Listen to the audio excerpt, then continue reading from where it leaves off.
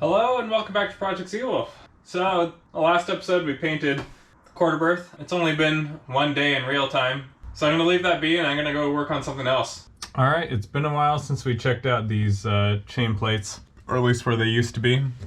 So ideally, in the future, I'm going to have the bronze bar on the other side and a backing plate on this side and bolts down here, all of which can be expected visually. You don't have to tear out any fiberglass to do that. So, yeah. So these areas need to be cleaned up and really buffered up because the hull was not designed for that kind of chain plate. So I want to at least make it as thick as this, if not more, probably a lot more, with roving. So, but first we have to clean up all the rust in here. And once I get one done, I think I'll have the confidence to get them all done.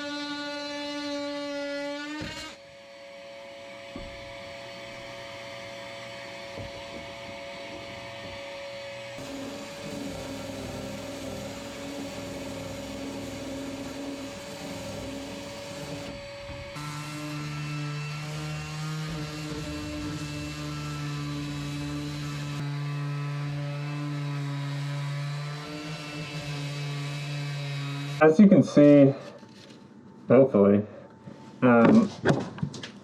there's a kind of a delamination between the fiberglass pad that went over the chain plate and the hull. And you can see where, it's just not so bright, and you can see where that rust has penetrated between the two. And so I'm just digging that out. And that's what happened here. I just dug that out. So all along this bottom here, there's rust that has permeated between the pad and the hull. So I'm gonna dig that out and then, yeah, refiberglass everything.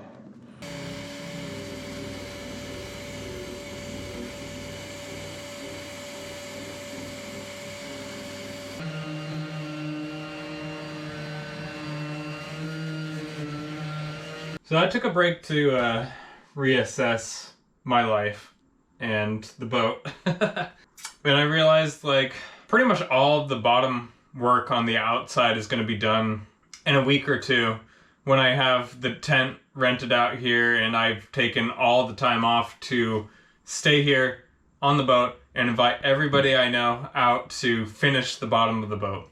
So, and that's going to happen in a certain order.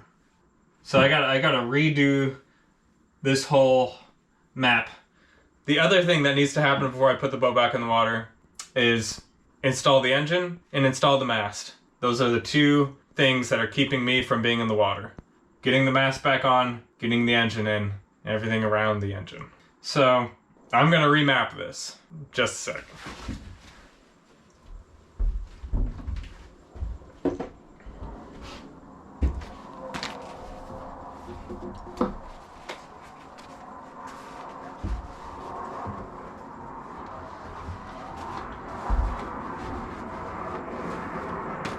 Okay, I've got a plan forward now, just refocusing on what really needs to be done.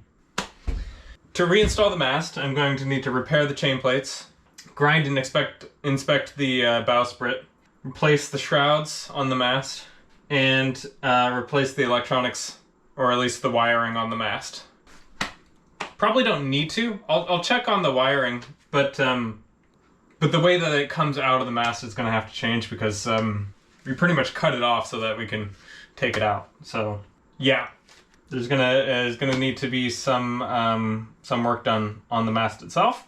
but most of it can wait. Probably even the wiring can wait, honestly. So maybe I don't even need to worry about that right now. That'll come with navigation and all that.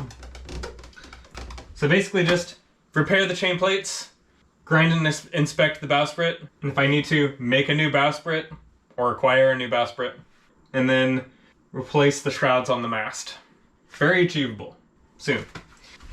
While we're still on land and not in the tent, I will also need to prep the engine compartment, which we've been doing a lot of. Install the rudder assembly after I've repaired the rudder. So make sure the rudder's all good to go. Get the new bracket for the bottom of the rudder and install the new rudder assembly. Install the prop shaft assembly. I need to grind and inspect the cutlass bearings. Possibly even put in new brushings, I think is what they're called. But those leaked like hell before I got the boat with the previous owners. So definitely, if I can, replace the brushings or cutlass bearings as much as possible. And that's all comes with installing the prop shaft assembly. And then comes installing the motor. Installing the motor is probably going to take rebuilding a new feet for the motor. So the stuff that's in there right now is like mild steel. It's so totally rusted. I'll try to build something out of stainless maybe. Haven't decided yet, but yeah, I need to also see where the prop shaft comes out and where the motor is going to sit, all that, before I can do that. So there'll be a time on the boat where the motor is in here and I'm just wrestling it down onto where I want it and figuring out where to go from there. Next comes the tent days. If I can get it all done in a week, great. If I need to pay for an extra week, that's fine. I'm gonna have to look at the drying times and curing times of fiberglass and fairing compound. But ideally, the first day we're gonna sand and grind the hull. Second day we're gonna fiberglass. Third day we're gonna fair it out. And it's also gonna be a flex day where basically all I'm looking at fairing is where the chain plates were, those bulges, and where the through holes were, which is going to take a lot of fiberglass to fix, or to, yeah, all that. Then we're going to barrier coat, and I want to work on the cockpit drains. I'm going to put in new through holes on the cockpit drains where they are, under the water, unfortunately, under the water line, but they work where they are. So yeah, new tubing, new cockpit drains, primer coat over the barrier coat, and then actually applying the paint, especially to the bottom. Top side, less of a priority, but definitely probably want to repaint it while it's on the hard. And then 7th day is a flex day in case one of these days I need an extra day for everything to dry, and there'll be plenty to do otherwise. So not too worried about finding something to do. And then once we're in the water, we're gonna finish repairing the storage, tabbing in the fiberglass, adding in the stringers that I was talking about in the V-berth a long time ago, especially in the V-berth, but also under the floor here. You could probably do with some extra support. Yeah, basically that. I'm gonna work on the deck hardware while it's in the water, even if that means I have to take off a shroud and use a halyard to take up that support or whatever. I can do that. It's just, I would have preferred to do it here, but at the same time, I'm itching to get back in the water, but I don't want to rush it. So yeah, finishing out the deck hardware, I'll do that in the water. Resealing it along the tow rail, all that. Hopefully I don't drop anything. But yeah, outside of the restrictions of this yard, working on the deck, I'll feel much more comfortable doing. I'll make the V-berth cushions. Another low priority thing, but it'll make for a nice finish. I've already got all the materials for that, all the padding, all the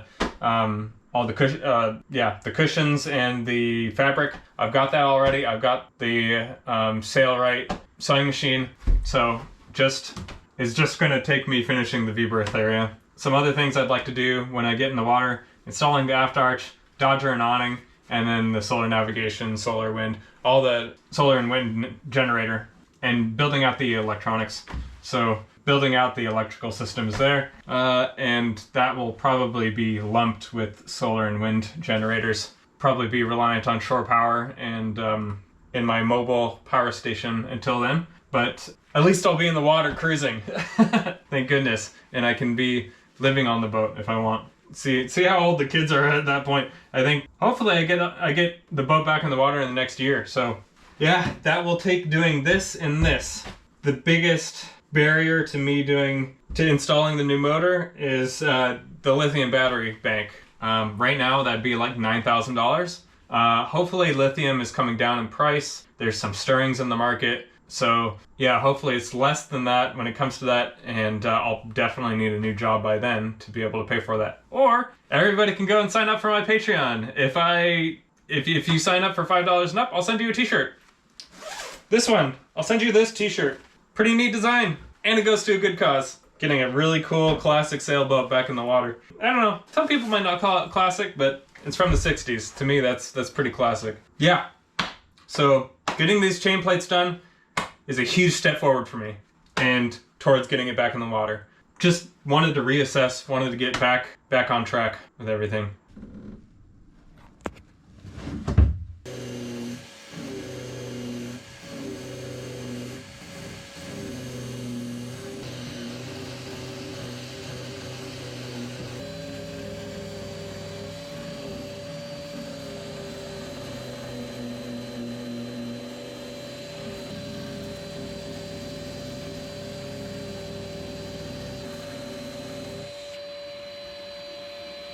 Okay, I think I've come to the conclusion that I'm gonna have to get rid of the devil boards, I think is what they're called. Because people used to think the devil lived up in the devil boards or something. Anyway, this doesn't really provide any structural integrity.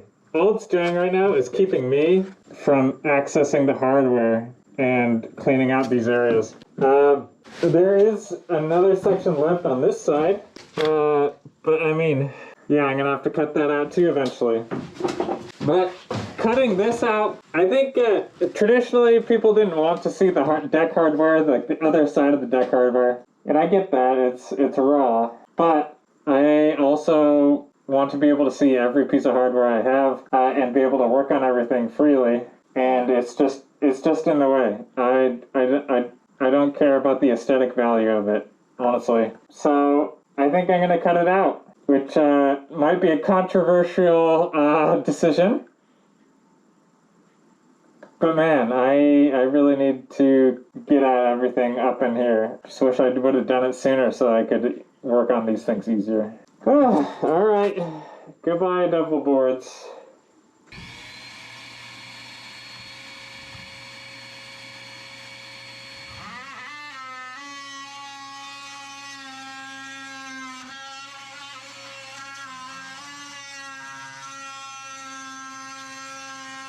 Alright, so that piece of trim came off.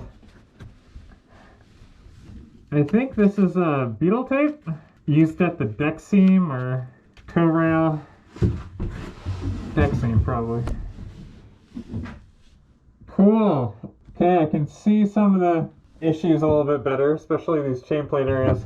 This lip was a nightmare to deal with when I got the chain plate out initially. Yeah, shows some rust up in there.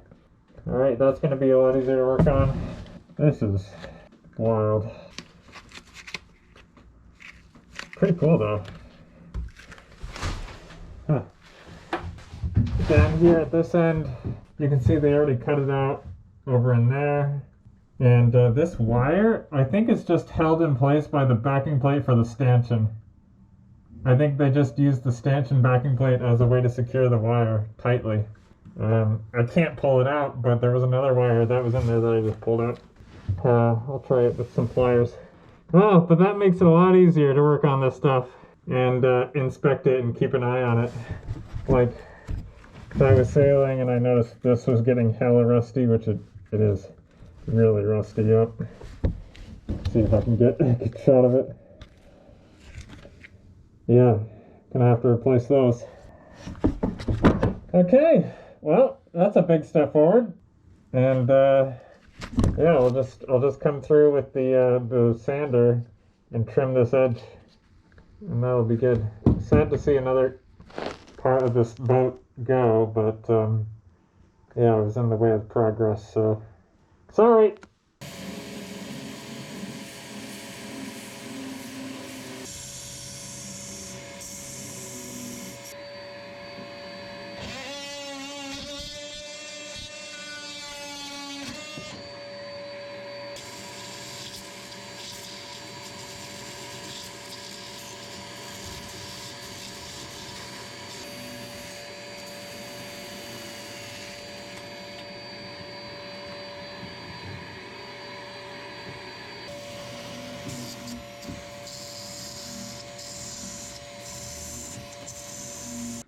All right, I think that's a good place to end it. I got most of it cleaned out.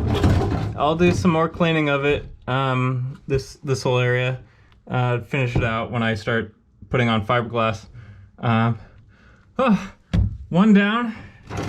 5 more to go. Or no, if you count the backstay, that'll be 6 more to go.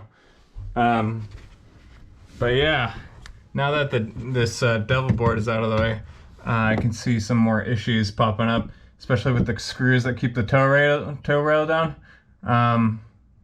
Might replace those with bolts, stainless bolts, at least the ones that are really rusty.